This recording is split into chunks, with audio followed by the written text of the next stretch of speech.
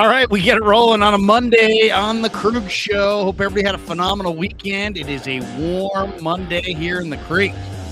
Woo! Man, summer is just around the corner. OTAs start tomorrow down in Santa Clara. The great Raj from our SF 49ers is in the house Monday at 1, our regular time slot. Raj, good to see you, man. How are you? Yeah, good to see you too. I'm good. It is hot out there. I was driving around this morning. I was doing my home health stuff today, and I couldn't wait to get back in the house. It is so hot out there, but I'm doing good. OTAs around the corner. I'm hyped up. We talked about it before we started. You're gonna be there tomorrow. I'm excited to see all the content everybody's gonna be putting out. And let's be real. It's all eyes on the quarterbacks tomorrow. I'm ready to roll. Let's go. Let's go. Absolutely. And let the competition begin. Mm-hmm. Hey, now is that a Niner hat that we're looking at there? What do you got there? I like that. So this is the residency hat. You've seen the players wear them. Okay, yeah, with an outline though. Not an official Niners hat, but the residency. This is the Debo, the Slimebo hat. So I saw them yesterday. I was at the 49ers charity game, and I do sponsorship with residency. So I linked up with the guys. They're like, Raj, I haven't seen you in a bit. They're like, help yourself. So I got myself a new residency hat. Nice. Now, what was the event? Was this the deal where Purdy and all the guys were there doing playing baseball, playing softball? Yeah, so it was a charity event against the San Jose Police Department, and they did a charity kickball and then home run derby. So select players were hitting home runs, or they were trying to hit home runs, and then they did a little kickball tournament. It was fun, they're doing it for charity. It was their first event, hosted by Shoe Palace and Residency and Gold Bar Whiskey were there. So it was a fun little event. I mean, I think next year they're hoping to get a bigger turnout. Obviously, it's their first annual one, but fun times. It was hot out there, but definitely good times for baseball. It was at the elite field, out there, the little minor league baseball they have there. So it was a fun event. I saw a lot of the players there, talked to them. They looked happy. They looked like just eager to put the pads on and get ready to roll. So it was good. Well, yeah. So which players were there? Who did you get a chance to talk to? Talked to a bunch. Tabor Pepper. Like Tabor knows me. Like he saw me. Good dude. Like, he's got the biggest Twitter following of anybody on the team, probably, right? Tabor. He's got a pretty big one. So Tabor was there. Drake Jackson was there. Kinlaw was there. Juwan Jennings, Brandon Ayuk, Brock Purdy, Trey Lance, Sam Womack, Nick Zakel. Who else was there? T.Y. McGill. Alex Brandon Ayuk was in the house, right? DA was there. Yeah, there was quite a bit of players. It was fun to see them all. It was good. And then who else was there? Spencer Burford was also there. Yeah.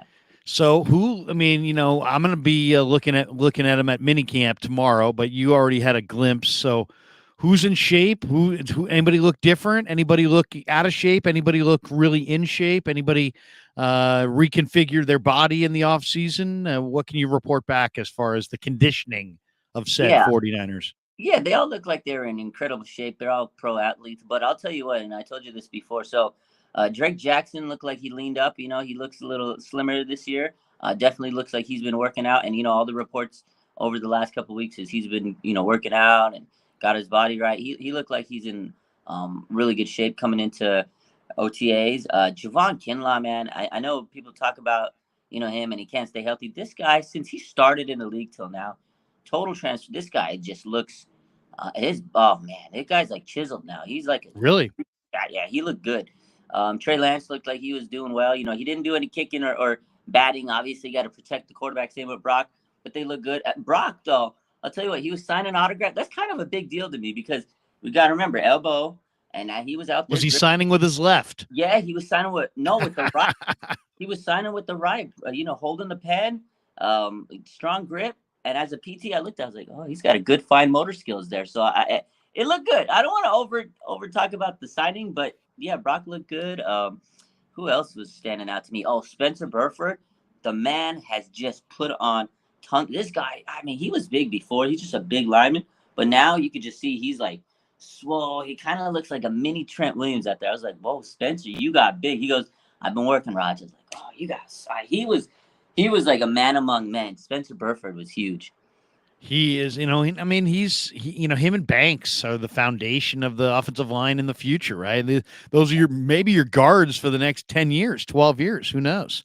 Yeah. So it's good to see. And you said you got a chance to talk to Trey. What did Trey say? He's just a nice guy, man. He just is eager to play. I didn't want to overdo. I just was. They were there to have fun. But I'll tell you, Trey Lance was so nice. He was making sure he signed everybody's autographs and left no kid behind. And he just was saying he's eager to get out there. And he's had a good offseason training with the Mahomes' quarterback coach. He says it's been fun, and he just wants to give everybody a good dose of what he can do. He's ready for the competition. Oh, another guy that was there I didn't mention, Talanoa Hufanga. You want to talk about a guy that's put on some muscle? His man, He's he had like jacked. Hulk Hogan or like pythons. I was like, where did this guy get these muscles from? I was like, whoa, he's been training. Yeah, Hufanga looked jacked. Yeah, Hufanga's, I mean, what a phenomenal find he is, and what a terrific leader he's going to be. I think he's going to be great for Jair Brown. So who won the game? Who did the Niners win, or did the Cops win? It was a tie game. It's for charity. Nobody's a winner. They said Nobody's the ultimate winner is the charities, and that's what they left it at. But it was fun. But yeah, they said it was a tie game at the end. good crowd. It was probably not as big as they were expecting, but it was a decent crowd for something that they threw together last minute. I think next year they definitely have a plan to make it bigger. I was talking to the guy that ran it, the owner of Shoe Palace, and he was asking, he goes, what do we do to get a bigger turnout? I said, you got to put more flyers out there. You got to, I I just hadn't. think, I mean, I didn't hear anything about it in advance. So I mean, heck, guys like us could have definitely yeah, publicized it a little bit more if they had utilized us to put it out there. Where was it exactly? In Dublin or San no, Jose no, or out here in San Jose, Excite San Jose? Ballpark. Yeah, and that's what I told them. I said maybe just get the word out a little bit sooner than anything, and they said, yeah, I think next year we'll have to push it out a little bit more. But it was their first year; it's a learning process for them, but still a fun event. Did Brock or Trey play, or they just watch? No, they were just there signing autographs and hanging out. I definitely don't think they wanted their two quarterbacks to play, because could you imagine like a No. thing or something getting pulled in this charity game? Oh, the headlines would have been unbelievable. So they were smart not to play, but they were there just to be there. Was there any 49er that you said, man, look at the ability on the softball of Diamond?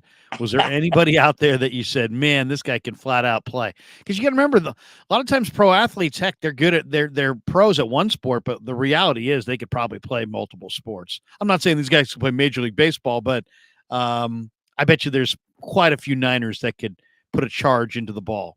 I'll tell you what, they didn't look like they were great at baseball when they were, taking their home run rep, like their swings. Brandon Ayuk stood out. He's just an athlete.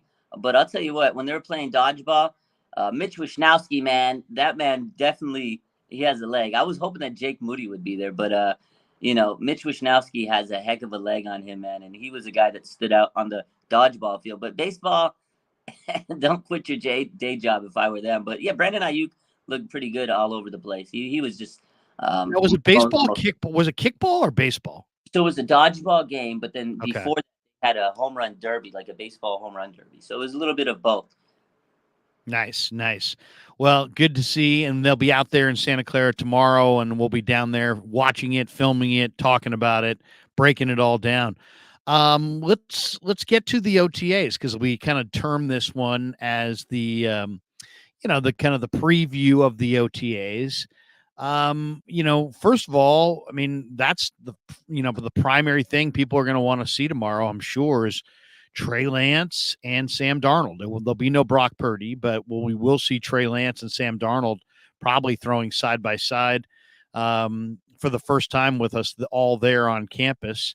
What are you looking for, or what do you want to see from the two quarterbacks in this OTA period?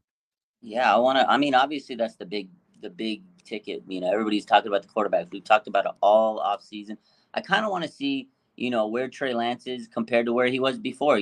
I know there's been a lot of reports that his throwing mechanics are better. He worked with Patrick Mahomes and his quarterback coach. So yeah, let's see what it's all about. Is he, making more, sharp passes? And again, it is, you're training out there, you're practicing, you're not going against it with anybody with pads. You're throwing against air. But I want to see like how sharp he looks, and how does he feel afterwards? Is he tired? And then same with Sam Darnold. Like, is he coming in? Is he looking pretty comfortable?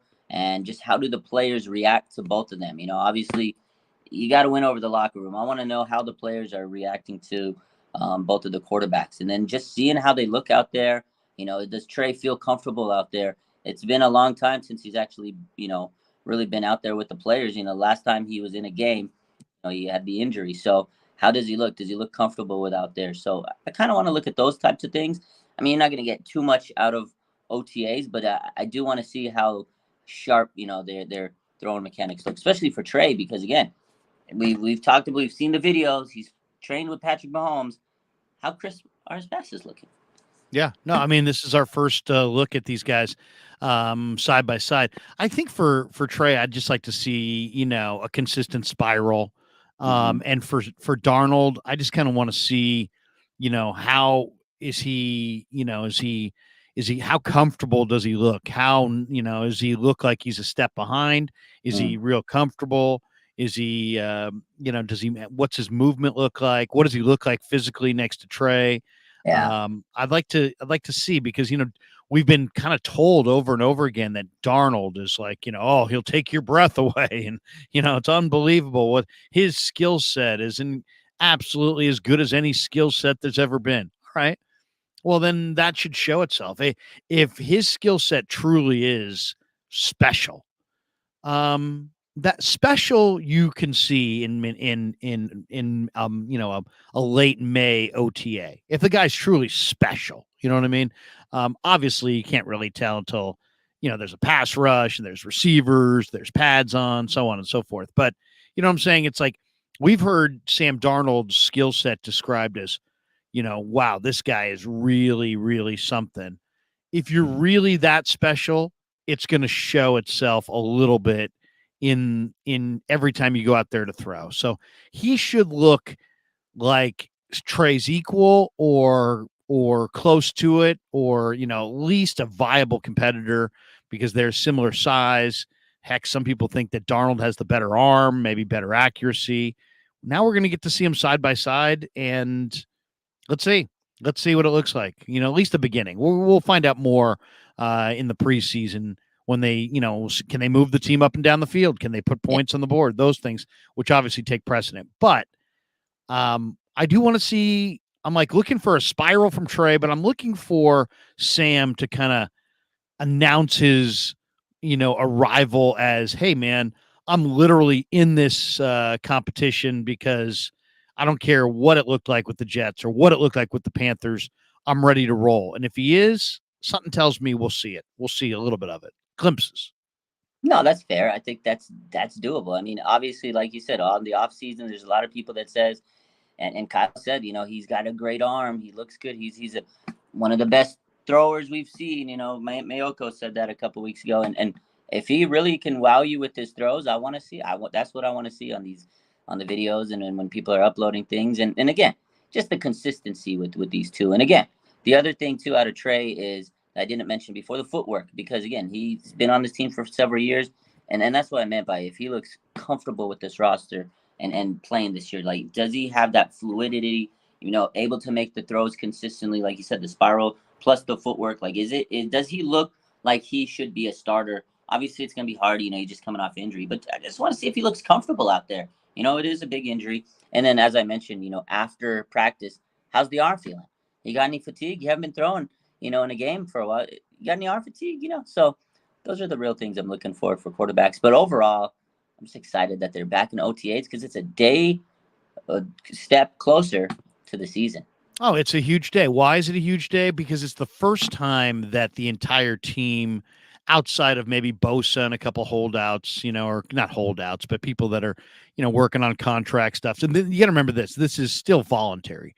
So, there will be a couple veteran players that won't be there, and most notably Nick Bosa, who we don't expect to really take the field in any serious capacity until he gets a contract extension. And I would imagine that all comes together right on the first day of training camp. Yeah. All right, before we get more into OTAs, let's talk about the news of the day. The NFL approves the Brock Purdy rule, allowing a third quarterback to be active without burning a roster spot. That third quarterback, Raj, is eligible to participate only if the first two quarterbacks suffer an injury. We knew this was potentially coming. The NFL oftentimes makes decisions to protect its money and to, everything's about their bottom line. And the bottom line is you and I stayed with the NFC Championship game, despite the fact that Brock Purdy was out. We stayed with the NFC Championship game despite the fact that Josh Johnson went out. We stayed with the NFC Championship game the entire way through because we were going to stay the entire way through. But I guarantee you, people all across this fine country of ours and around the globe probably turn that game off much more than they normally would have because of the injury to Purdy, because of the injury to Josh Johnson, because the Niners had run out of quarterbacks and it was pretty much a fait accompli that they were going to lose the game.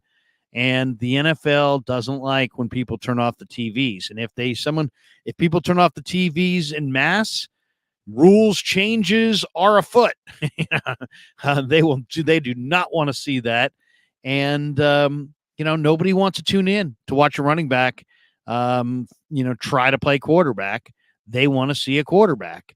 And so the rule today was changed where if your first two guys do go down, you can have a third quarterback, and that quarterback is eligible to play if those two first quarterbacks, quarterback one and quarterback two, go down. And to me, this is a phenomenal rule. But let's not pretend that the league cares about the Niners or their situation. It's all about protecting their money. If more people tuned in to see the running back at quarterback, they wouldn't make this change. But because of they hemorrhaged money on that game because people turned it off in number because the quarterback wasn't out there, they're like, okay, enough of that. We need to make sure we throw in some stipulation so this doesn't happen again. Thus, today's rules change. What do you think of it? Yeah, no, I think it was smart for them to do this maneuver. Obviously, I think it was something we saw coming, as people are dubbing it the Brock Purdy rule, right? He comes in his rookie season. This is a magical run by Brock Purdy. First year in the league, and he gets a rule change because of, he goes down. Josh Johnson comes in, as you mentioned, and then they're left with Chris McCaffrey and Kyle Juszczyk at quarterback. Nobody wants that. Nobody wants to see that. And I think you're absolutely right. The fact of the matter is, other than Niner fans who are so passionate that we sat there and watched till the bloody end, I don't think many people watched the end of that game or after the second quarter. That was a tiring product. So this definitely does allow the NFL to protect their product. They want to be the ratings kings. They want to be the top of the charts in terms of all sports. And I think this allows them to do that. And again, the biggest part of this, though, of this bylaw is that, okay, yes, you get a third quarterback to be active. You don't burn a roster spot. So it's very protective for teams. It's probably not going to happen many, many times, but you never know.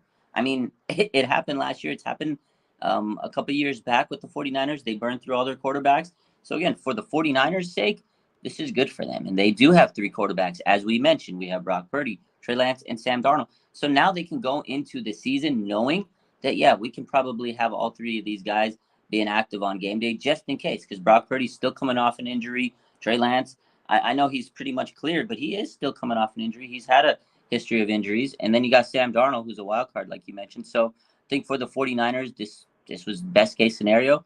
And I guarantee you, they were one of the teams that voted yes and yes and yes and yes on this when it was proposed. So overall, I think it's a win for the 49ers. Now, I hope we don't have to get to the third quarterback in a game. But I think if by for some luck, unfortunate events happened and we're in that position, I think the 49ers will be covered this time and they'll have a lot better chance of winning a game in this situation. But I think the key to this rule, like you said, is it can't just be because of whatever, oh, he's having a bad game.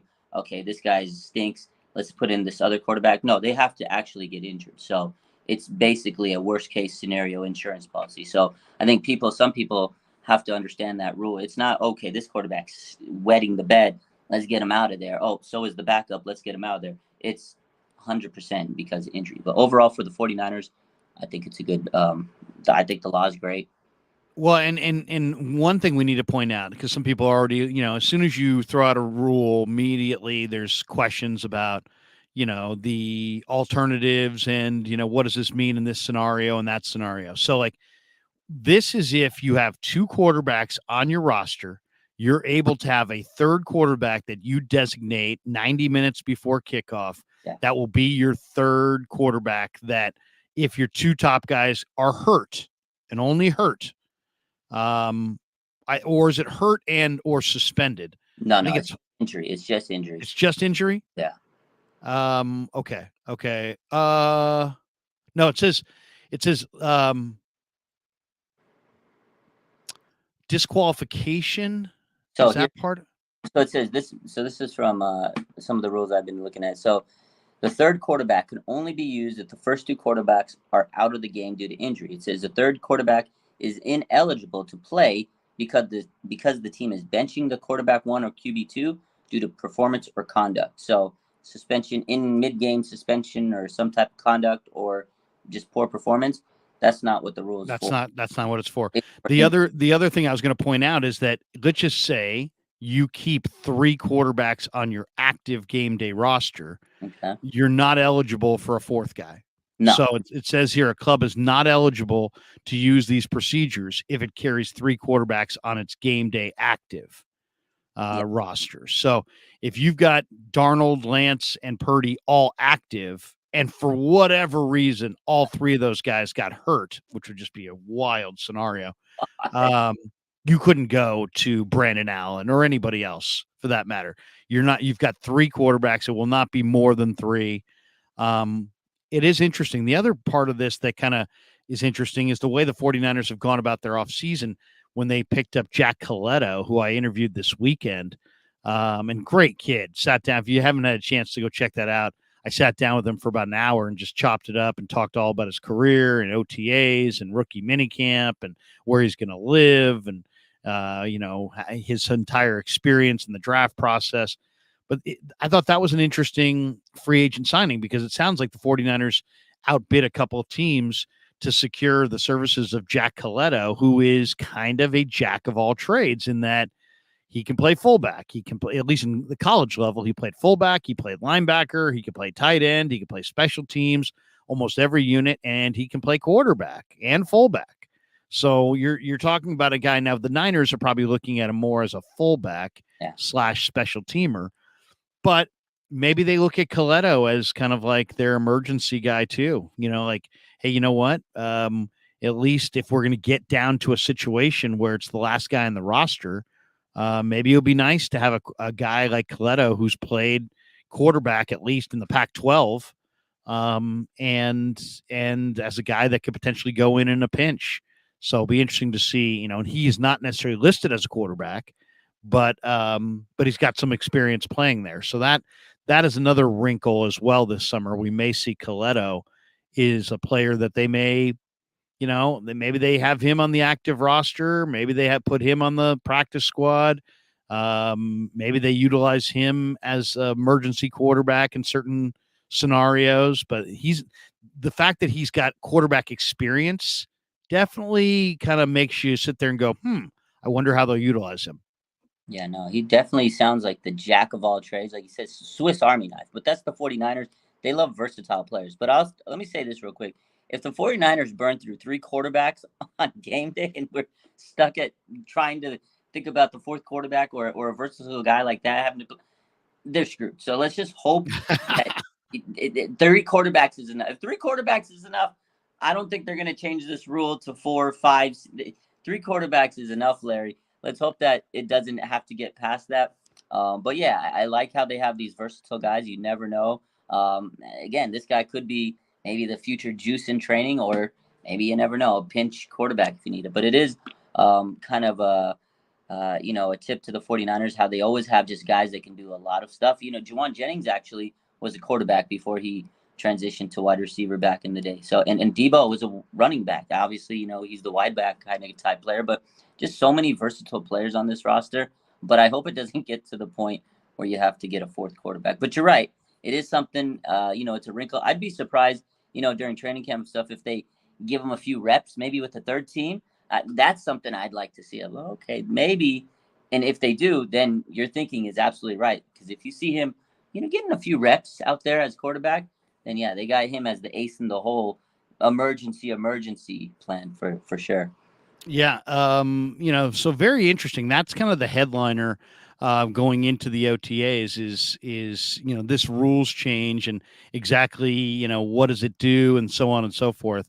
Now, interestingly enough, you think of all the turnover with this offseason and the draft, free agency, but really, there's really only a couple of guys as far as lineup, guys who almost the entire starting lineup is coming back. The only guys that aren't in the starting lineup, Mike McGlinchey is gone to Denver. So Colton McKivitz is the starting right tackle. Samson Ebukam is on to Indy, I believe. Yeah. So Drake Jackson's probably the starter opposite Bosa, even though Bosa we don't expect to show up in the OTAs. And then Robbie Gold. Robbie Gold's out. Jake Moody's in. Zane Gonzalez has also been brought in. So those, and then of course Hargrave steps in at defensive tackle for Kinlaw as a starter. That's a major change. But it's pretty much, as the starters that you remember offensively, defensively, special teams wise, it's almost entirely unchanged. When you think about all the turnover, that's kind of amazing. Yeah, it's pretty crazy actually to sit here and consider that really didn't lose that many starters. I mean, I guess you could also say Jimmy Ward if you want to get a little technical, but Yeah. last year he didn't necessarily start because he was injured, and then Gibson came in. But yeah, there's not that heck of a lot of turnover. I think that this roster, like you said, is very similar to what was put on the field during the NFC Championship game. So very strong chance that they get back there. Again, the biggest thing is just hopefully the quarterback stays healthy, because you can really maybe say that they upgraded on the defensive line with Hargrave. Although you take a little bit of a hit on the outside edge, like we've talked about. But if Drake Jackson can step in and have an amazing season, then you don't lose too much, out of the edge. And I'm not worried about Nick Bosa. Obviously, we know he's going to be there in one training camp when they sign him and everything. He typically doesn't come to these OTAs, and they're not mandatory. So I'm sure that he's not missing much, and he does his own training, and it seems to be paying off because every year he's a monster out there. So I'm pretty sure Nick Bosa is taking care of himself, and he'll be fine. But overall, I think this team, I think they got better. I mean, I know they didn't go crazy this offseason, but they've added, again, Javon Hargrave was just massively part of that Eagles roster. We take them away from them and strengthen our team by taking away a strength of their team, one of our probably biggest competitors in the NFC. And then they did add some good depth. I want to see, what these newer guys look like. Obviously Isaiah Oliver, Miles Hartsfeld. I want to really see what they have. I know we have Colton McKivitz there at right tackle, but they brought in a few other guys, Feliciano and Matt Pryor. I want to see what these guys bring to the table, because it's not like they did nothing this offseason. They did bring in some new guys, and I'm curious to see how they adapt to this roster and where they're going to end up. Will they become starters? Will they become role players or depth pieces? So interested to see that. And then obviously you have to look at who's going to take that leap. And we've mentioned that before. Again, Drake Jackson, I think there's tremendous pressure for him to step up. It will be interesting to see if, how Drake's doing in training camp, to maybe say, or not training camp, in OTAs and whatnot. And maybe in the next couple of weeks, if they're evaluating this and saying, you know what, we do need another veteran edge. Yannick Ngakoue is sitting there. He's sitting there. He's sitting there. Go scoop him up. Yeah. No, seriously. I mean, Leonard Floyd, Mhm. Ngakwe, there's a number of edge guys. And maybe these OTAs will give them an indication of, at least what they have.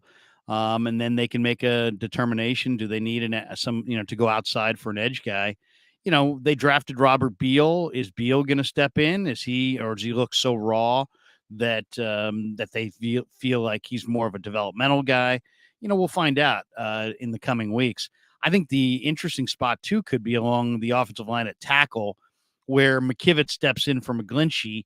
You've got Trent Williams, who at left tackle, and then a lot of people don't have a lot of belief in this line after Trent Williams. I like the interior guys. I mean, Brendel was a Pro Bowl alternate. I mean, Banks and Burford are I think foundation piece offensive guards going forward. And I'm not that concerned about McKivitz, to be honest. I mean, I think that McKivitz, one, I'd like to see the other guys besides McKivitz. I've got belief that McKivitz can step in and be a better pass protector than McGlinchey was. And as far as a run blocker, I think he could be suitable. But then it's just these other guys that I'm really interested in seeing. Matt Pryor, 6'7", 330 pounds. Jalen Moore, liked him a couple years ago, especially in the preseason when he played a lot of left tackle. I really like, what I've seen out of Jalen Moore, going way back. And, we'll see. Leroy Watson had put on a lot of good weight. I thought he looked really good in the rookie minicamp. Definitely stronger, more powerful. And then you have Joey Fisher, the undrafted rookie out of Shepherd, who's got, shorter arms. So maybe he's a guard, maybe he's a center, maybe he's not a right tackle, but he had a hard time getting through the rookie OTAs because of the heat. And it was only about 75 degrees. And then, Alfredo Gutierrez, who's a terrific guy as well. But I thought Gutierrez looked a little bit more powerful, definitely like he spent some time in the weight room. And then in the interior, I mean, Brunskill jumps to the Titans. Is Feliciano slated as Brendel's backup at center? If not, does he play at guard? Does he share time with Burford? Does Jason Poe have a role here? What is Feliciano's role?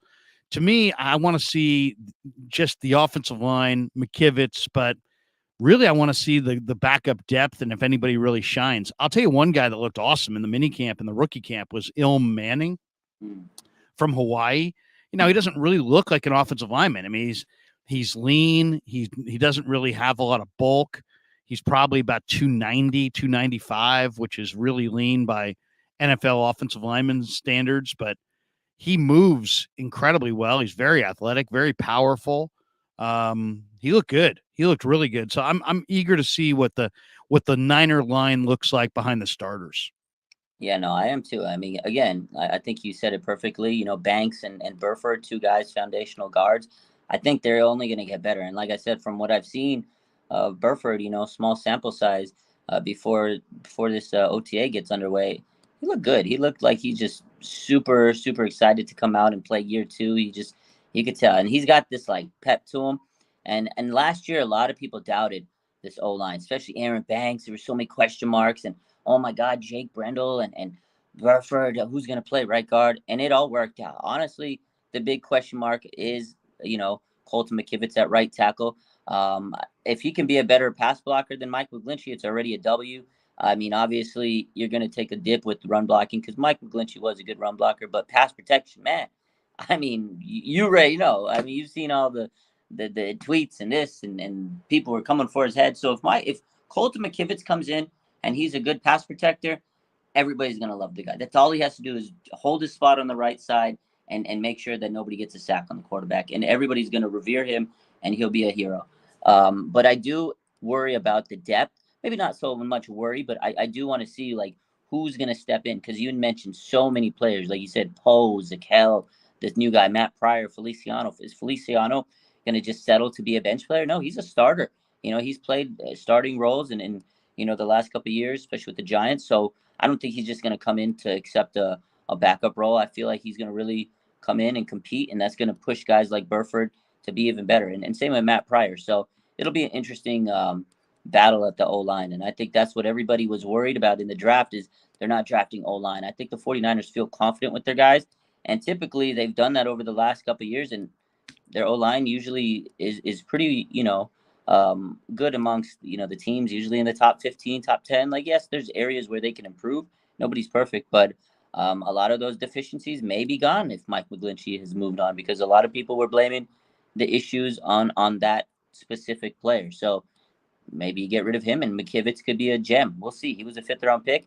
49ers have good kind of history with these 5th round picks. So, and he's a lot cheaper. So we'll see how it goes. I am excited about this O-line battle. And then secondary too, that there's a lot of guys on this team. And I think a guy you mentioned last week, Taylor Hawkins, I'm intrigued to see what he can do year two. There's just a lot of players on the secondary that might take a leap. You just never know. I don't know if many people expected Talanoa Hufanga to become what he did last year, all pro in his second year. That was a huge leap. So you never know who's waiting in the wings to take this like monster leap. Yeah, no question. Uncle Salty says, what do you guys think about Nick Zakel? You saw him yesterday. I talked to him a couple times last year. I like Zakel. I mean, to me, he's a combination of what you're looking for. He's smart, he's Yeah. tough, and he's got NFL aggressiveness as far as this guy will really, he'll hit you with the two-hand shiver and just jar you. He plays very, very physically. He's got long arms. He's got great stature, 6'6". He just looks the part. His walk around weight is really, really close to his playing weight. So it's not like he's one of these guys that has to lift weights to bulk up and then leans out. No, his walk around weight's about 315 pounds, and he's probably going to play around 320. That would be my guess. I really like Zakel, and I'm not sure if Zakel's future is at right tackle. If he's going to, and he might challenge. I mean, for all we know, he might challenge Colton McKivitz for that starting job. Or is he a guard? Is he a center? Is he a guy who's just smart and tough and physical and can play all spots in a pinch? You heard Lynch kind of single him out as the guy that's really had a great offseason. And I'll tell you, I mean, I love him as a prospect because I just think there's nothing not to love. I mean, you're looking. I'm always looking for smart, tough, and nasty, and that's what Zakel is. He's smart, tough, and nasty, and those are great traits in an offensive lineman. In fact, I'll take smart, tough, and nasty, and I'll fill in the blanks. You know what I mean? I'll do what I need to do to coach that guy up if he's got those three traits, and I think Zakel does. So he's one of the guys I'm really eager to see what he is. Is he a jack of all trades backup, or is he a starter? And I think there's a chance he's a starter. Yeah, I think eventually he's a starter. Again, last year was like a redshirt year. The one takeaway I've kind of seen with this guy, he is so smart. Offensive linemen, they're usually smart, but this guy is kind of above average in terms of smarts. He's got a huge, IQ, a smart guy. Definitely see the tough streak on him. I think eventually he could become a starter on this team. But the way I see him this year is going to be that Dan Brunskill guy. Obviously, you mentioned him. He was a guy that left to the Titans, and he was their Swiss Army knife. A guy that could plug and play. You bring him in, he can play right tackle, guard, center, and I think that's what Zakel's going to eventually end up doing this year. He's going to be one of those guys that's just going to slide around the line. And then as he continues to get stronger, as he continues to learn this team and develop, I think he'll find a role on this team. He'll carve out a role, and he could become a starter. But I think this year he's going to be the guy that maybe replaces Dan Brunskill. I think that's where he's going to end up, finding his niche at. And that's great for this team because Dan Brunskill was a huge part of this offensive line, a guy that was very reliable. And Kyle loves to have, these versatile chess pieces. And I think that's where we're going to see this guy because you're right. He could do it all. And then once, maybe McKivitz leaves in 2 years and you can transition Zakel to that right tackle spot. But definitely a guy I'm excited to see. This is his second year, but is really going to be his first year really getting down and dirty. And we saw that last year with Aaron Banks, first year, rookie, red shirt, they were developing him, although he did have a little injuries and stuff like that. But man, second year, he put his body into like tip top shape, and now he's going to be a perennial starter for us on the left side. So the development they do with these guys has been pretty good, and I'm excited about him too. But I think he's going to be that Dan Brunskill type guy. You think Burford's going to play all the snaps at right guard? I mean, him and Brunskill shared right guard. Do you think Burford shares with Zakel or Poe or Feliciano, or do you think Burford's the every snap guy at right guard and those guys fill in just do when there's injuries and such? I mean, or do you think they'll continue to share right guard? No, I think Burford's trying to go to be an every down lineman at right guard. I think that's he said it to me. That's his goal. He's like, that's because again, he just looks absolutely like jacked. And I think he's trying to put himself in position to make sure he can withstand every, snap of a game. Obviously, Feliciano is going to be a guy that is challenging him because again, he's not just coming in to be a bench warmer or, situational player. So that's going to be a battle, I think, at that right guard spot, maybe even right tackle. I think Feliciano is going to challenge McKivitz. He's going to challenge Burford, and those two younger guys, Burford and McKivitz, they're going to have to go all in and show that, hey, we're here to play. We're here to play the snaps. We're going to earn that starting spot. And I think that's what they brought in Feliciano to compete with these younger guys.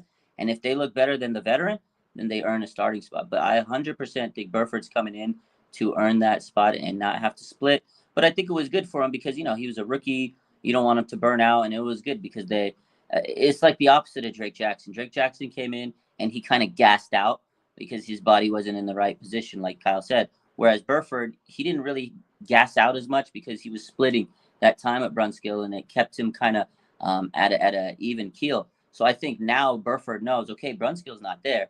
This is my chance to go in there and show I have the stamina, the strength to go and last the whole season. So, and again, man, he looks like he's in incredible shape right now.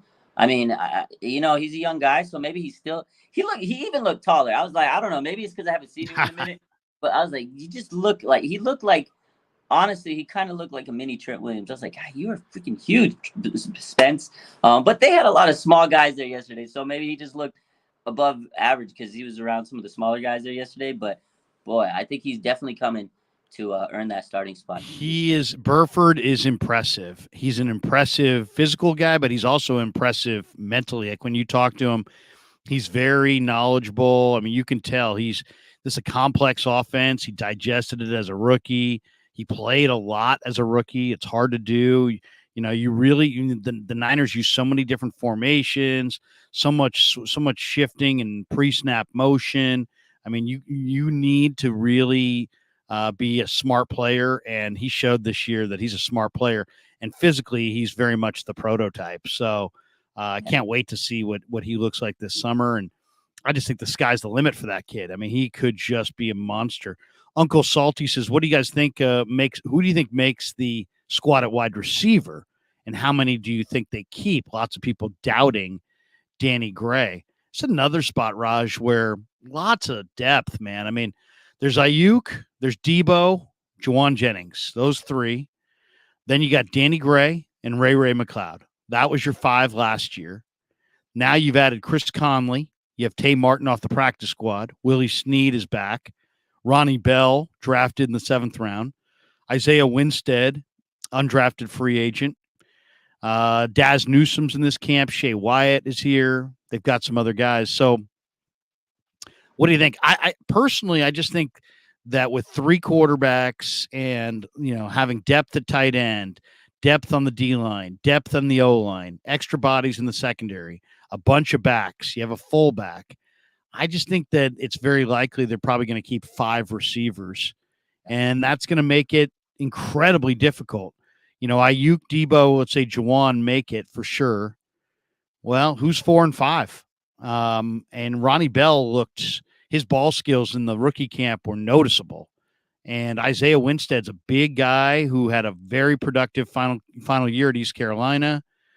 Tay Martin has tremendous, has worked on his upper body strength and tremendous ball skills for Tay. He's a big receiver. Chris Conley is a veteran receiver with good height, weight, speed. Danny Gray's your home run hitter. Ray McLeod's your return guy. I don't know. I personally, if you say who's going to be, I think they'll keep 5. I think it'll be Ayuk, Debo, Juwan. I think Danny Gray will get a roster spot because of the vertical speed. And then I think it's everybody else competing for maybe 1 spot. And I'd probably, lean with Ray because of his special teams ability. But, man, I don't know. If Ronnie Bell catches the ball in the preseason the way he caught the ball in the rookie camp, somebody's going to pluck him at the cut down as you're trying to squeeze him through waivers to the practice squad. So we'll see. But to me, I think it's an awesome battle between Conley, Ray, Tay Martin, Ronnie Bell, Willie Snead, and Isaiah Winstead for 1 spot. No, I 100% agree. I don't see more than 5 receivers making it unless someone goes out there and just makes it so impossible for them to cut him during preseason and training camp. And Ronnie Bell could be that guy. Again, they drafted him late. He was a good player in Michigan. I mean, the guy's a phenomenal player when he's healthy, and he's already kind of had some, flashes, like you said, at minicamp. So that's the guy that's probably got a step above people. And then Isaiah Winstead, those 2 guys, I feel are probably the lead pack out of that. Those remaining guys that could take that 6 roster spot if they do keep 6. Although I think right now, if the season started now, it's obviously Ayuk, Debo, Jennings, Ray McLeod, and Danny Gray.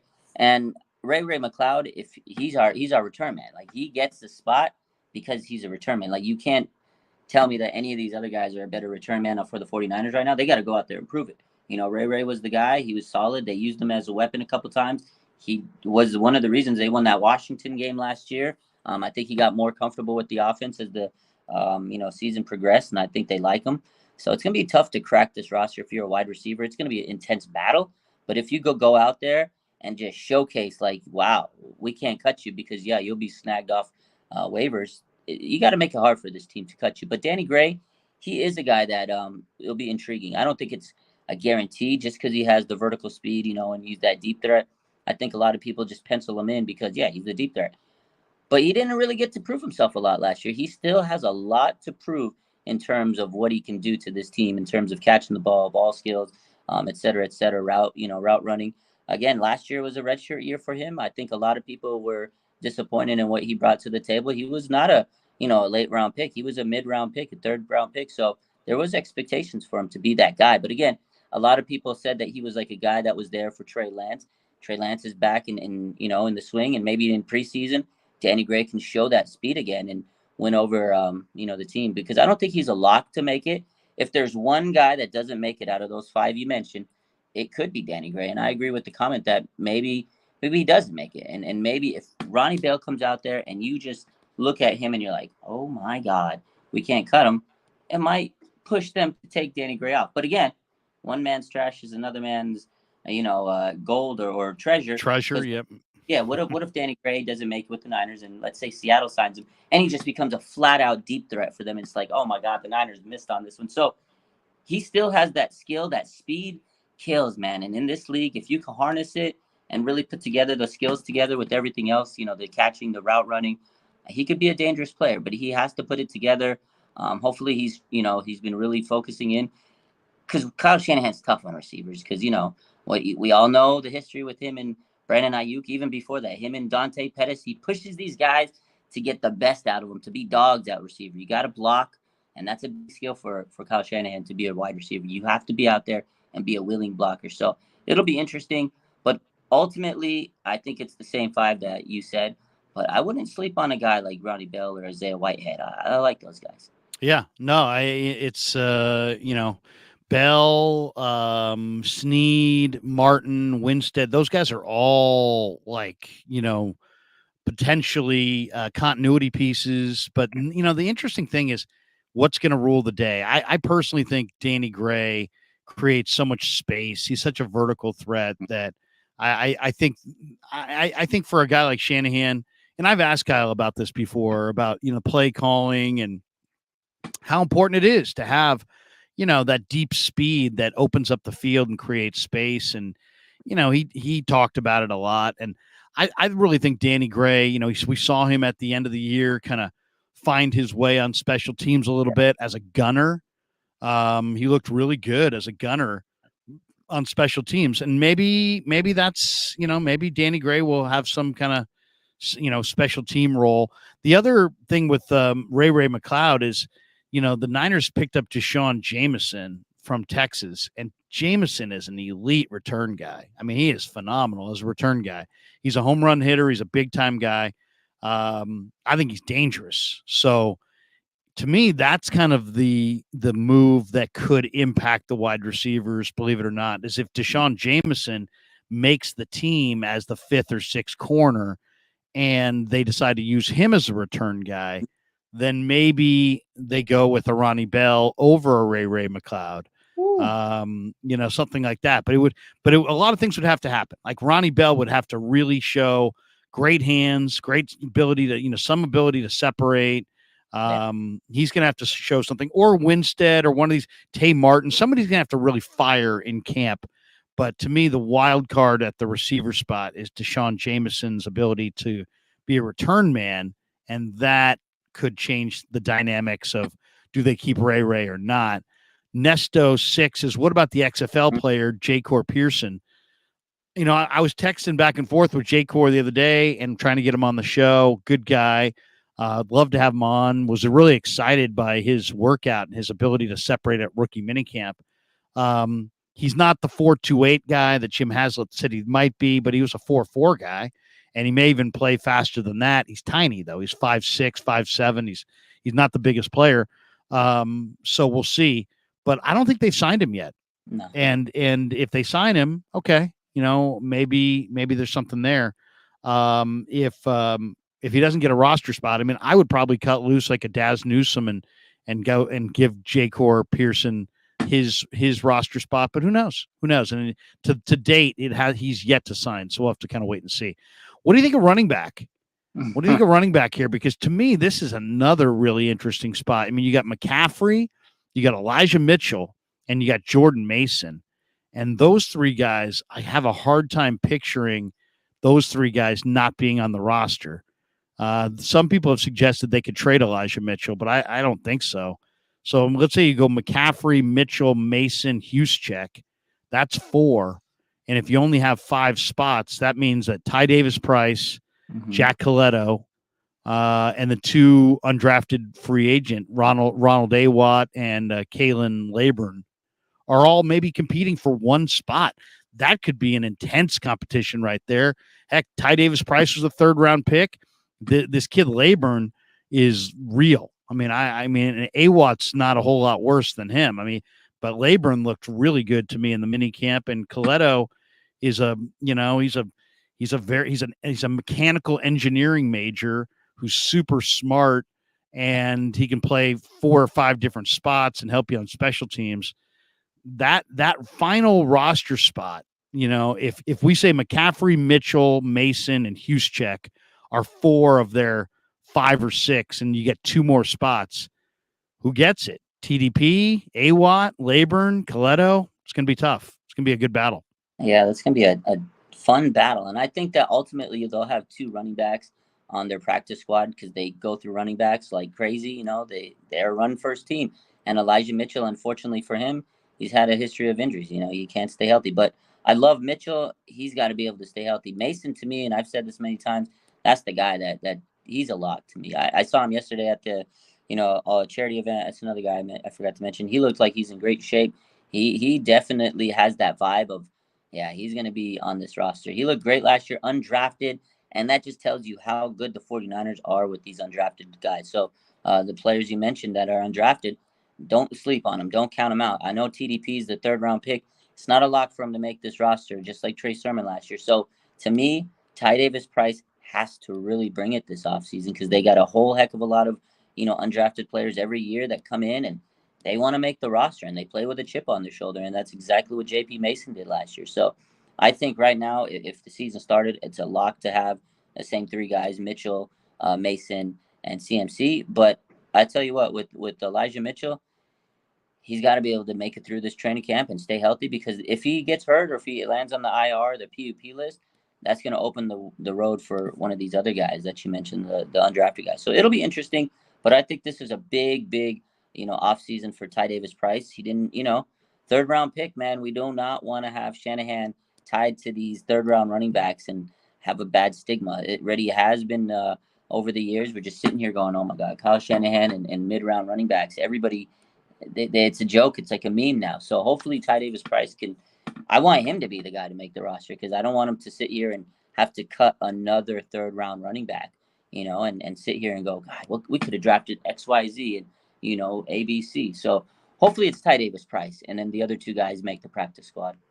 It's funny, TDP was on scholarship last year. I mean, he was pretty much going to make it no matter what. And this year, no, he's not on scholarship. And if Awatt, who's very athletic kid, I thought I saw him make a couple cuts. I was like, wow, look at that. And then Kalen Laburn's got a real powerful lower body. He was a high level recruit, coming out of high school.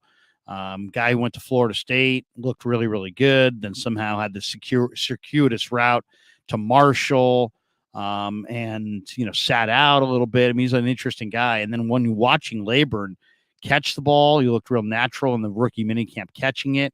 He's really powerful in the legs. So he looks like like a running back. He could break tackles. It's going to be interesting. All these guys, I mean, you could make an argument for any one of them, really. TDP, if you said, hey, you know what, he's going to be awesome, I could see it. If you told me that Laburn was going to take that job, I could see that. you told me A-Watt was going to take that job, I could see that. You know what I mean? It's all picturable at this point. The other big subplot on the in the mini camp is, the guy running the show on the defensive side of the ball. Out goes D'Amico Ryans, in steps Steve Wilks. And the Niners had the number one defense last year. They had the number one defense against the run, number one defense overall. And Wilks steps in, I think, largely because of the continuity that he represents. They're going to stay with the same front. I wouldn't expect to see a lot of differences up front, but you may see some differences on the back end. Yeah. And it sounds like Wilks is going to coach, some DBs and they have a defensive backfield coach, Daniel Bullocks, but Steve Wilks is a former defensive back at Appalachian State, and this is kind of the strength of his resume is on the back end. I think he's already kind of made an impact. They went and signed Isaiah Oliver. Steve knew him from the division. They brought in Miles Hartsfield. Steve told me that he feels like a coach on the field. And then you got some other young guys there. You got Demo Lenore. You got Ambry Thomas. You got Samuel Womack. They drafted Darrell Luter. These are just corners. Then you also have Jair Brown, who's a young DB. So you lost some leaders when you lost Emmanuel Mosley and Jimmy Ward. But I get the feeling that Wilks is going to take much more of a leadership role from a coaching standpoint in that secondary. And I'm looking for this secondary, to rise up and for some of these young players to develop and play their best football. That's what I'm hoping for. If somehow the Niners could get all the talent that exists out of Ambry, Lenore, Womack, Luter, I feel good about their chances of being a very good defense, but it's a big if. There's a lot of young players there that need a lot of coaching. Yeah, absolutely. And big shoes to fill for Wilks. Obviously you lose a guy like D'Amico, tremendous coach. He was a heck of a DC. And then even before that, Robert Salah. So we've kind of been spoiled with, good defensive coordinators. They're now head coaches, and it's kind of that springboard for these guys. Is you come in, you be a DC or positional coach for the 49ers in a year or two, somebody's going to pluck you off. So hopefully Wilks can continue that role of being a very good positional coach, being the DC coach and whatnot, and really taking over this defense. I think he's going to bring in some leadership, because you're right. We lost the guys like Jimmy Ward and Mosley, like you had mentioned, even Azeez Al-Shaair, some really good players. But I think that they have good young players. They just need that strong leadership. And they have some good leaders on this team now. Fred Warner, obviously Nick Bosa is becoming, a bigger leader. He's becoming more vocal, as we noticed last year as a team captain. Like Kyle Shanahan, he said he would have to deliver the Saturday, team meetings and the speech, so Bosa's taking a larger role. And then, like you mentioned, Hartsfield, that's a guy that he sees as a leader for this team. So he brought him over. And I think they're going to have, guys like Hufanga, who's going to continue to develop as a leader. So I'm not too worried in that aspect. Obviously, you worry you lose a guy like Jimmy Ward, who's been there for many years. He's kind of like that glue guy. But you got a guy like Tashawn Gibson. He's been in the league for a long time. So I think we'll have a good set of players that can continue to, take that step as leadership in the leadership role. And then Arik Armstead, he's now your longest tenured Niner, and I think he takes over where Jimmy Ward may have been in terms of being the vocal guy in the clubhouse. So I'm okay with that. I think Wilks is going to be a good head coach, DC, in terms of, what he brings to the table in terms of the secondary. We all know this offense or this defense is built through the trenches, but he's a defensive back guy, like you mentioned. And I think that may be the one issue or the one area where we see some changes, and I think we'll see a little bit more press man coverage, a little bit more aggressiveness in the backfield. And I think if we can get that pass rush up front, especially with Hargrave and Bosa, it'll give the secondary, more chances to be a little bit more aggressive. So I'm excited to see what Wilks brings to the table, but he does have some really, really, really big shoes to fill, because again, he's having to succeed D'Amico and Salah, and those two guys are now head coaches. So big shoes, but I'm excited to see what Wilks brings to the table. The two spots that I think are going to be probably the most competitive, I think, are going to be linebacker and tight end. Just because there's no easy answers here, right? Linebacker, you got obviously Greenlaw and Fred Warner. I think Marcelino McCrary Ball I saw him at a dinner earlier this week, and he's jacked. He's super. He's put on good weight. You can see he's going to be incredible this summer. I mean, he's in the best shape I've ever seen him in. And he just, to me, he's the reason that you let Aziz go, because you got Marcelino. Yeah. So then you got three real solid. I mean, forget solid. You got three, I think, spectacular linebackers right there. Then you also have three proven special teams linebackers in Flanagan Fowles, Curtis Robinson, and Oren Burks. Typically, you only take 6 linebackers total. So if you went with your 3 starters and your 3 special teamers, those are your 6. But you drafted D. Winters. I have a hard time picturing him not making the team. And then they also drafted Jalen Graham. And I thought of all the guys in the mini camp, Graham might have opened my eyes the most. I mean, he looked so good, so athletic, so instinctive. Whatever his speed is, he plays faster.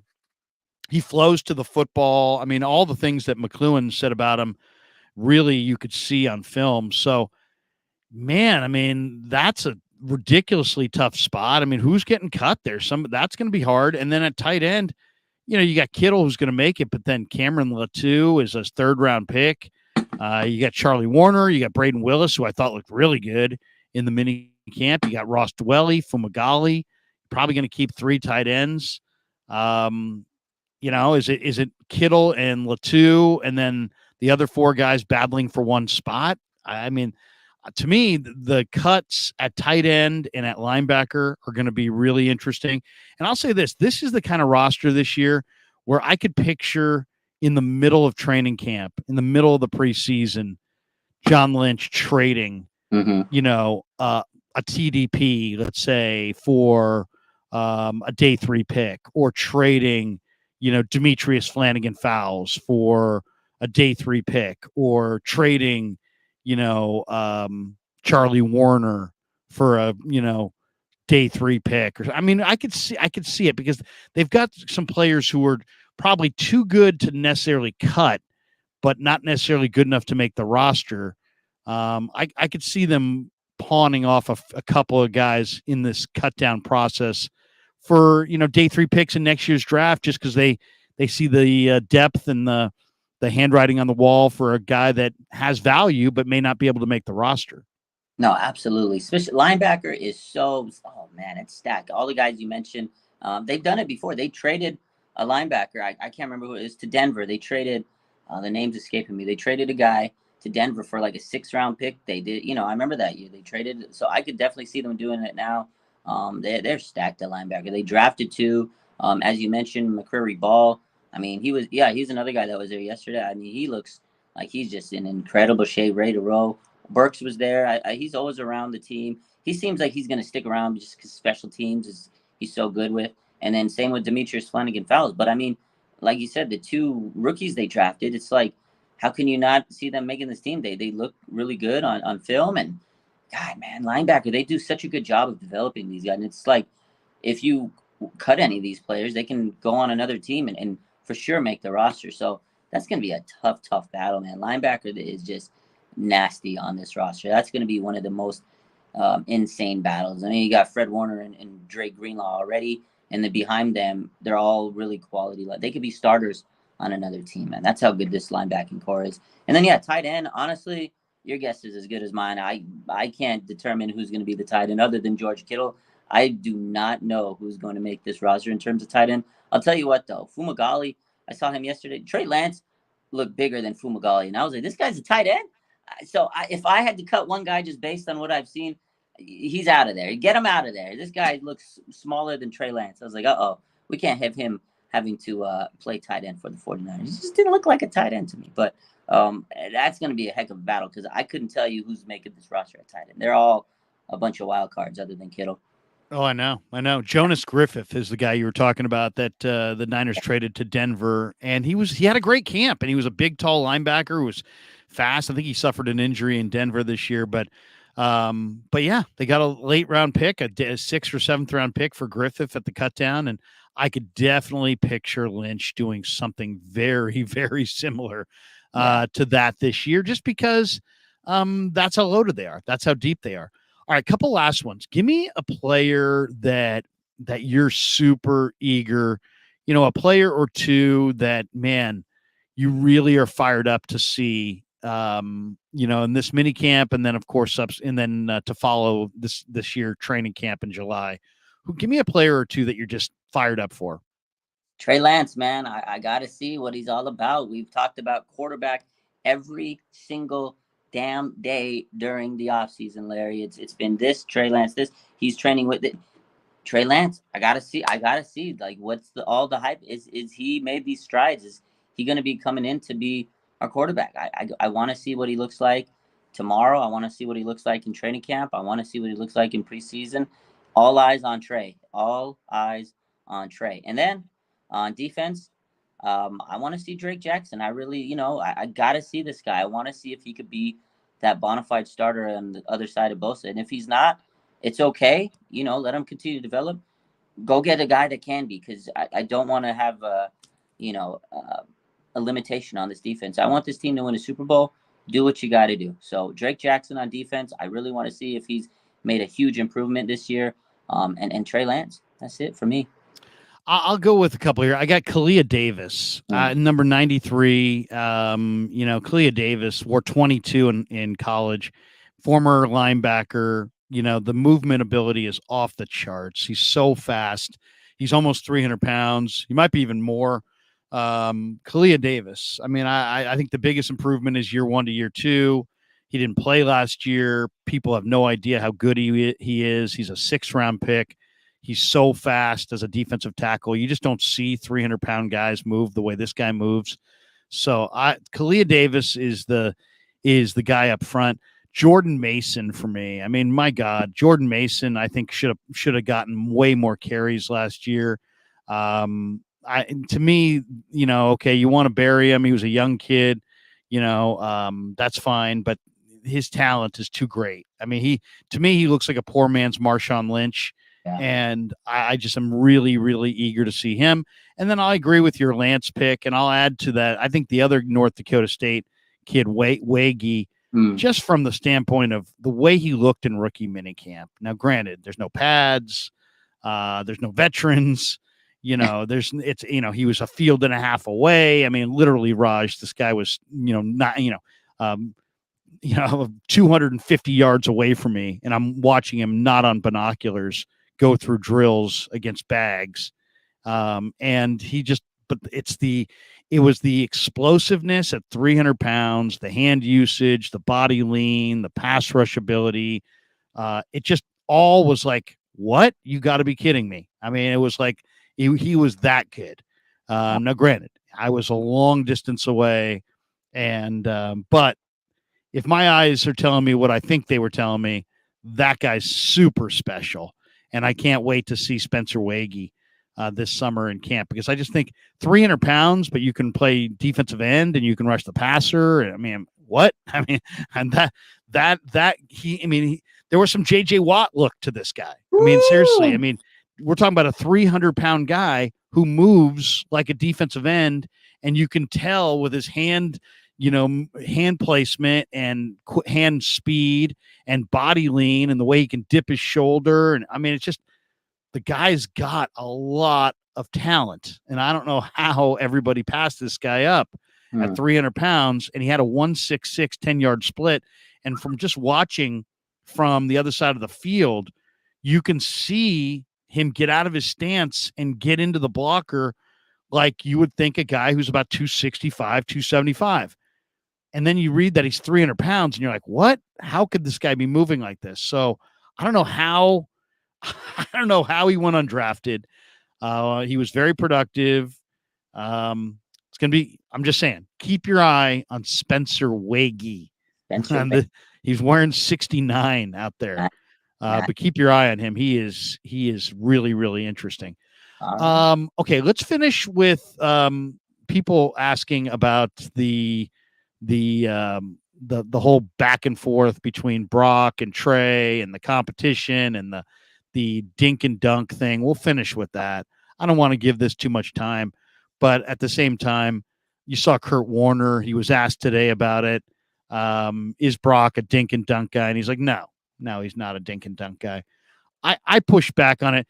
I've been seeing it in my chat, I don't know if you have as well, Raj, but through a lot of the live streams, a lot of the fans have been saying in the last, month or so, hey, you know what? Brock is this, Brock is that. He's limited. He's dink and dunk.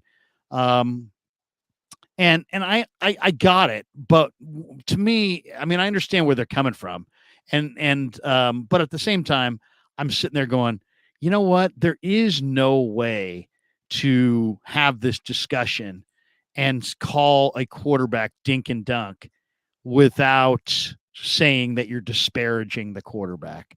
And so I looked up dink and dunk, and sure enough, it says, basically, it's a disparaging comment for a quarterback, and it absolutely is. It's a disparaging comment. You can't say a quarterback's dink and dunk and then say, "Oh, but I love him. I love the guy." Is he a dink and dunk quarter? It's like I always looked at dink and dunk as kind of like, you know what, you can't play. That's like another way of saying you can't play. Yeah. But at the end of the day, what are we talking about? We're talking about shades of gray. Brock Purdy has a pedestrian NFL arm. There are clearly NFL quarterbacks who possess stronger arms than Brock. It's just that the moniker has been used, and when I heard it, I'm just like, I've heard enough of this.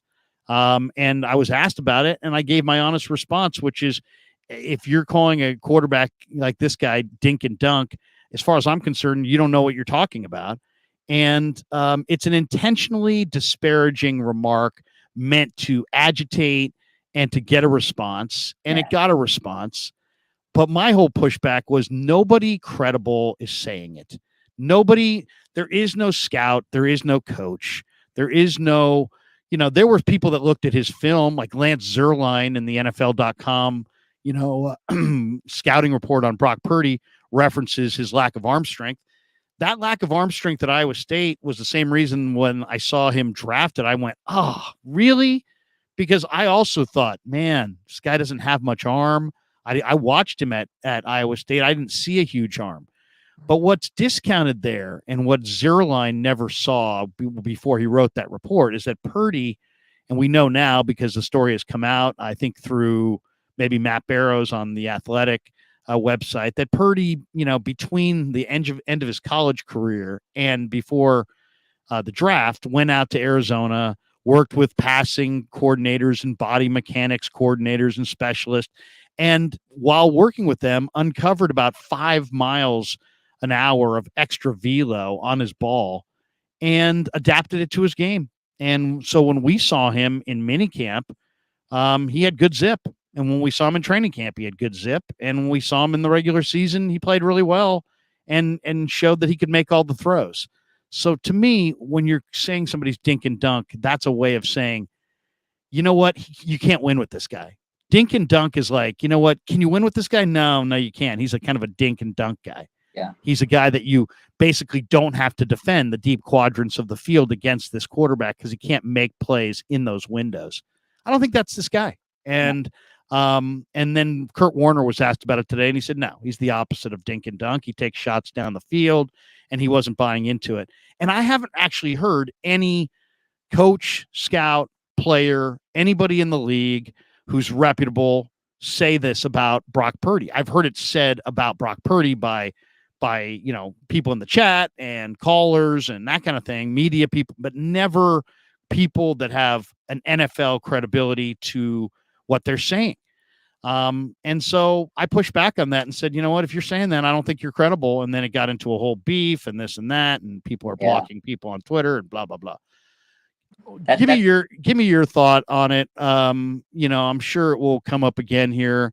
Now people are, it's funny. This was being said for weeks and weeks and weeks, but it only really has become an issue in the last week because I pushed back in such a harsh way that it just became a battle royale. I'm like, dude, if you're saying this, you have no credibility.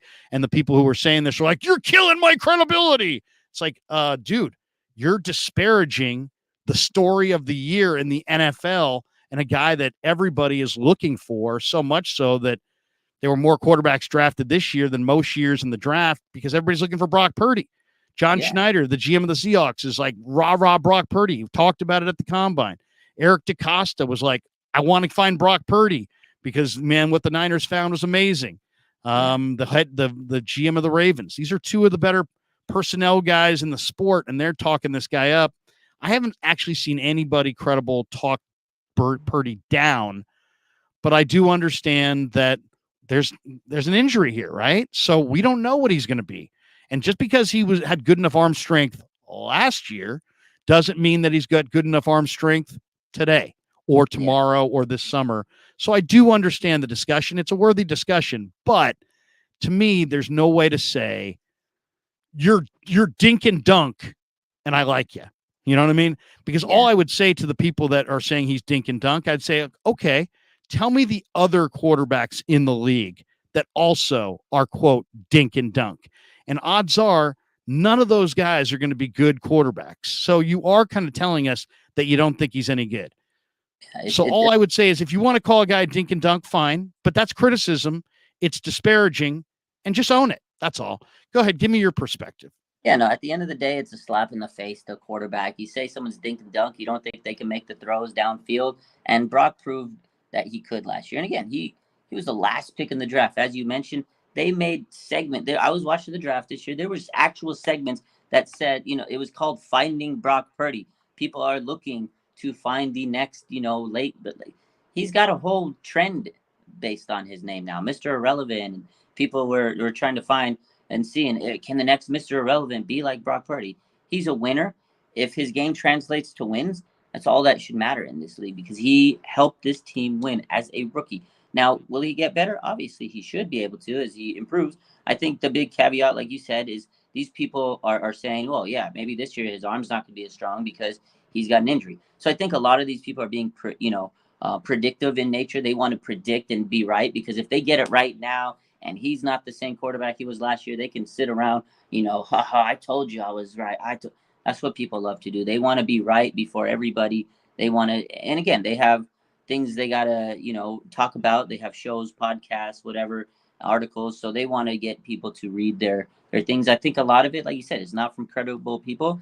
Last week when you mentioned this, I hadn't seen any of this. And then all of a sudden, the last few days, I saw a lot of this and I was like, where is this coming from? Where all of a sudden out of nowhere, it's just, random people on 49ers Twitter getting bored because the season can't come here any quicker. And now they got nothing other to talk about.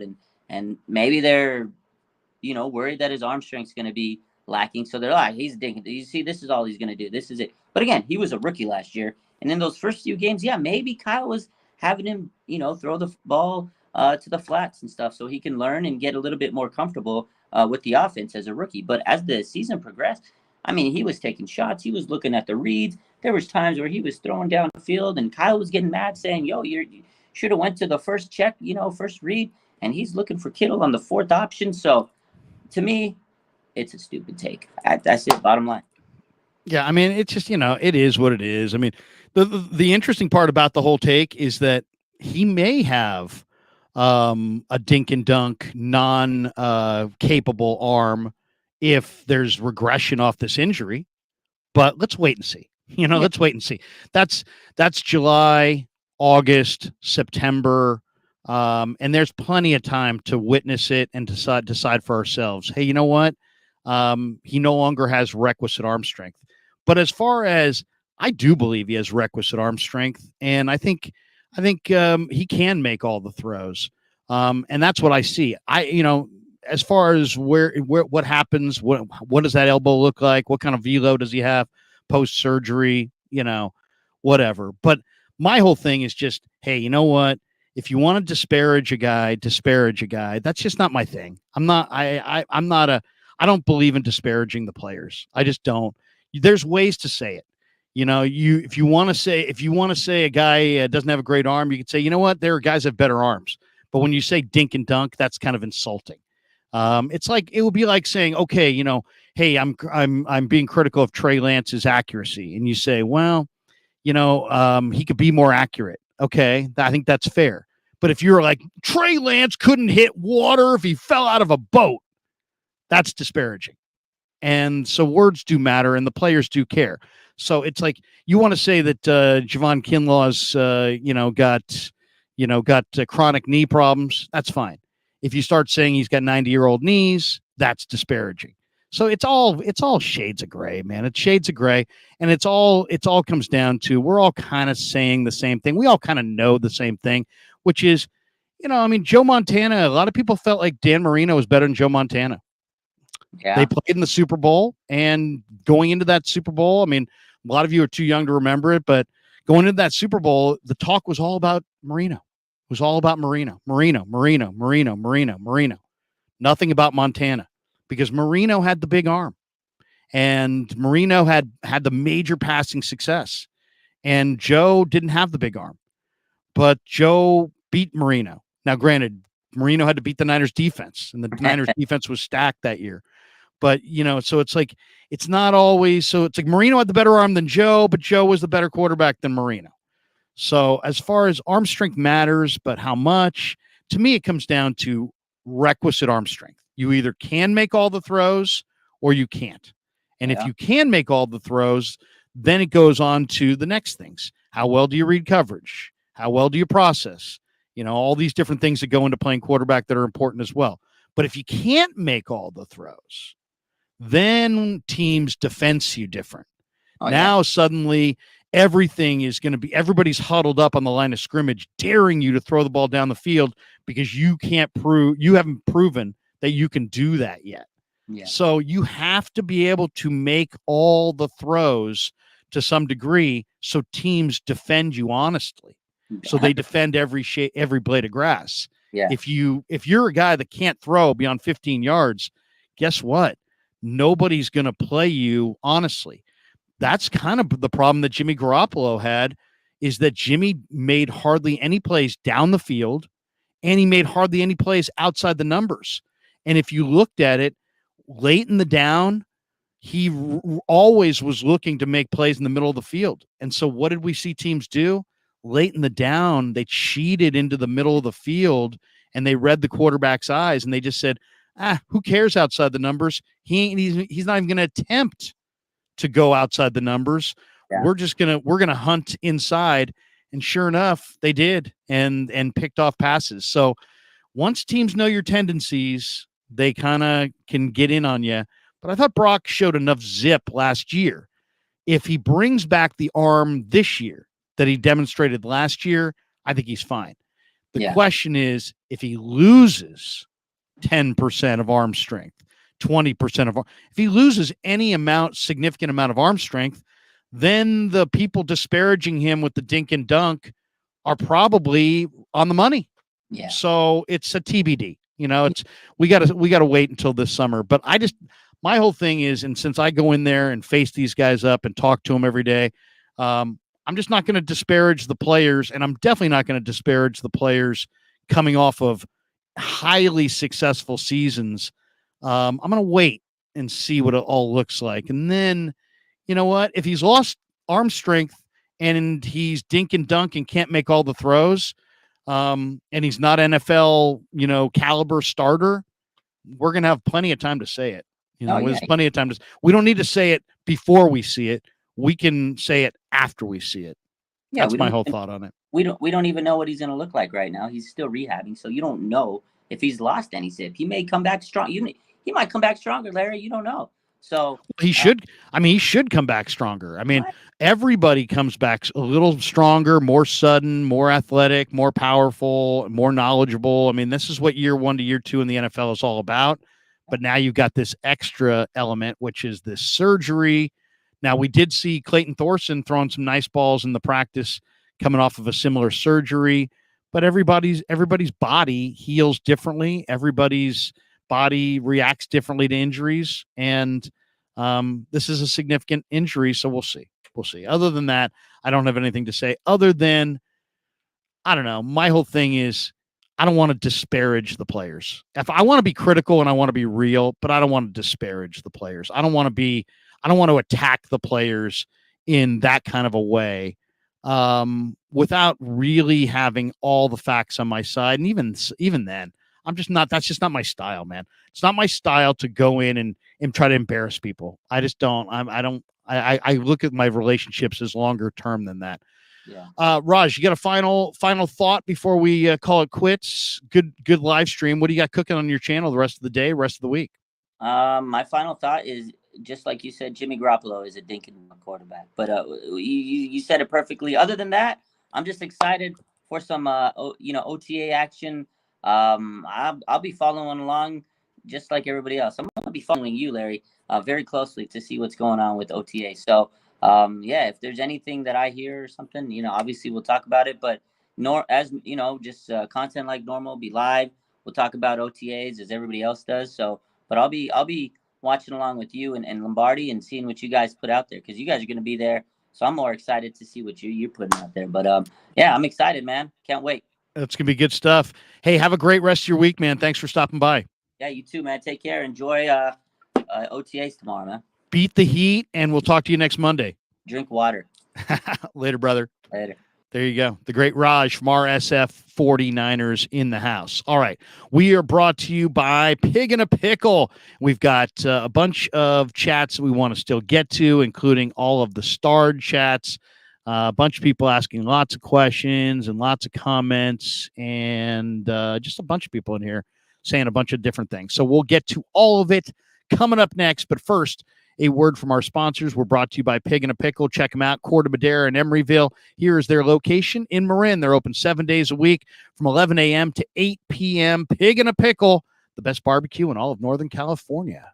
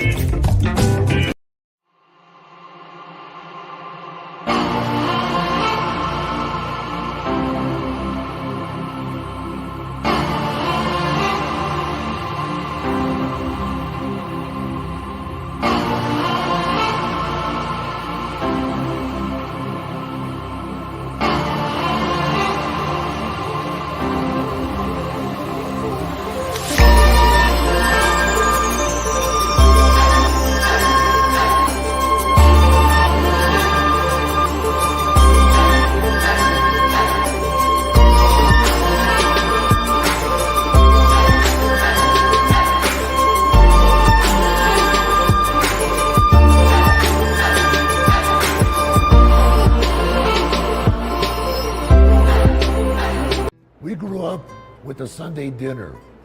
That means no matter how busy you were, no matter where the hell you were, you came to dinner on a Sunday night. Yeah, Sunday dinner without sausage, it's like a church without God.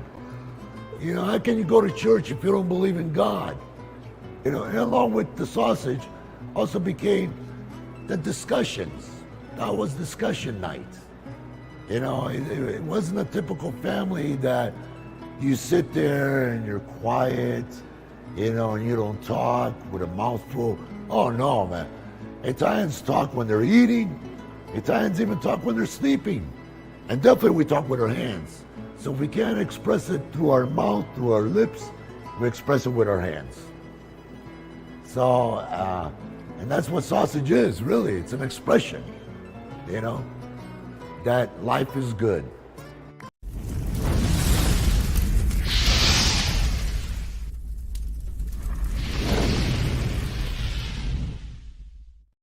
All right, coming down the home stretch on the Krug Show on this Monday, warm Monday. My goodness, is this where it's going to be? It's just going to be hotter and hotter and hotter and hotter. Today's like 80, I'd say 85, 90 degrees in the East Bay, and it's May. We got May, we got June, we got July, we got August, we got September. Every one of those months is just going to be smoking hot. Oh my goodness, get ready for the heat. Get ready for the heat. All right, let's go to the starred chats and see what people have to say. Uncle Salty heard that some NFL executive said that signing Cleveland Farrell was an underrated signing. I saw that as well. Not sure who said it. I'll say this. Look at it this way. Was Arden Key better with the Raiders or better with the Niners? better with the Niners. So maybe Cleveland Farrell will be as well. That's one I'm thinking of. Mo Hurst was better with the Niners than with the Raiders. So maybe it's just the Raiders. Maybe Cleveland. I'll say this, though. Cleveland Farrell's good against the run. I don't know if he's good against the pass. Dusty Gold says Cameron Latu is my concern. He is the player he could be. Is he the player he could be? I have to see how he transitions to NFL play. Yeah, I got my doubts. But that's why they have the practices. I've been wrong before. Gregus Khan. I feel like Beal could push Austin Bryant off the roster. Gregus, look at the roster. I think they're both due to make it, to be honest. I think they're a little thin at defensive end. We'll see. Beal's interesting, though. 4.4 speed, 250 pounds. All the Niners really need him to do is bend the edge, go after quarterbacks, maybe set the edge every now and then in the run. Doesn't have to drop, doesn't have to cover, doesn't have to do anything except for go forward. I'm eager to see him. He could either be boom or bust. You're talking about 4.4 speed off the edge and a guy who, played at the highest level of college football and succeeded at the highest level of college football. But he was only a part-time player at Georgia, so you got to watch out on that one. Darren Ty says, I feel like the last wide receiver spot is between Danny Gray, Ronnie Bell, and Tay Martin. If that's the case, I think it's going to Danny Gray. I think that speed will win the day. Third string All-Pro, J-Cor Pearson is in the mix as well. He's not even on the roster. I just texted him the other day. Love to have him on. But so far, he's not on the roster. So if he is on, you'll see him appear here on the Krug Show because I'm a big fan. I reached out to him. He says he'd love to come on. I said, well, why don't we wait till you sign, whether it's with the Niners or somewhere else? And he's like, cool, appreciate it. So, yeah, I love the he's a little guy, but, man, he loves to play. And, separation is king. He gets all kinds of separation. I would say, he ran 4.42 at the pro day. His head coach in the XFL, Jim Haslett, said, I think he's going to run 4.28. Based on what I saw, I think he plays like a 4.3 guy. And that speed is always intriguing. Nesto G, Larry, who's the dark horse of undrafted players you think will make the 53-man roster? Well, we've already kind of discussed a few. Deshaun Jameson, the return guy from Texas, who's a corner, I think he's got a great chance. I love him as a return guy. I love the way he rallies up against the run. He's a smallish corner, but he's experienced. I think there's a very good chance that Deshaun Jameson gives Ambry Thomas a run for his roster spot, and then Jameson's an electric return guy. So that's one guy. Spencer Wagee, I'm not joking. I mean, I had this guy on the show, and so I'm rooting for him, and he's a great kid from North Dakota State. But I'm not – I can separate I like the kid from I like the prospect. And I love the kid, but then when I went to practice, and I interviewed him before I ever saw him practice, when I went to practice, I said, what? You got to be kidding me. He's 300 pounds. He gets off the ball like a defensive end. He has hand placement and body lean and quickness around the edge like a defensive end, except he's 300 pounds. Spencer Wade, and he tore up the knee 2 years ago. You would have figured he'd have a big old knee brace. I figured, you know what? It's probably why he didn't get drafted. He probably carries his big knee. He didn't even have a sleeve. He wasn't even wearing a knee sleeve. Spencer Wagee might be the guy. Kalen Laburn looks really good to me. To me, he looked really good. That's the running back from Marshall. The other guy that looks really good is Ilm Manning, who played left tackle at the University of Hawaii. Now, if you look at him, he's not a left tackle. I mean, he's just not. He's 6'3" or 6'4", 295. Which that's huge, but not for tackles. For tackles, a lot of times, most of these tackles in the league are 6'6", 6'7", the 325 pounds, 330. This guy's 6'4", 290. But man, that guy is an athlete, and he's a player. And I will sit here, I will guarantee you, that guy either makes the roster or makes the practice squad and eventually finds his way to the roster. He's got a good body for the game. He can put on weight. Watching him in space pick off athletes. I mean, he's got good body lean. He plays with good power, good hand usage, very experienced player. I like that guy. I like him a lot. And the fact that he's got left tackle experience only helps. I don't know if it's going to, he's not going to play left tackle. But if he can play left tackle in a pinch because he played there in college, but Ilm Manning, yeah, he's something else. Josh, when is the media allowed at OTAs? Tuesday, tomorrow. We'll be there tomorrow. Should be fun. Should be a lot of fun. Nesto, is Darrell Luter Jr. an upgrade at cornerback? He potentially could be. I would say Luter's got a great chance to fight Lenore for a starting spot. There we go.